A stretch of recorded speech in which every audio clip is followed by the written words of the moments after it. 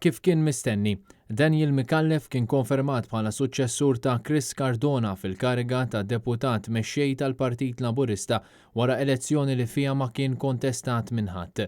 Micallef ħalla l-pożizzjoni tiegħu ta' President tal-Labor ftit tal-ġimgħat ilu biex għamel spazju għall-eks impjegata f'Kastilja Ramona Attart.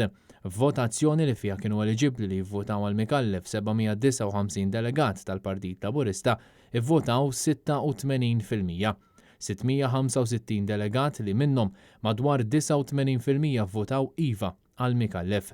Dan ifisser li apparti dawk li votaw le, astjenew jew ħassru l-vot, 107 delegat għażlu li ma jivvotawx lil Micallef.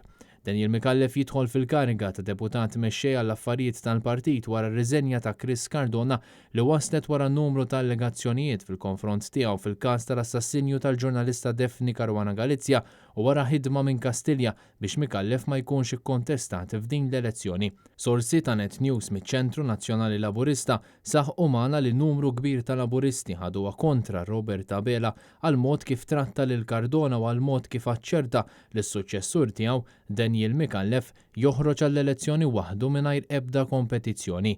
Dan f'tentattiv biex iċ-Ċentru Laburista ikollu iktar nies ta' Abela milli nies ta' Fern, hekk kif is-sitwazzjoni bejn dawn it-tnejn għadha sal-lum mhux waħda tajba.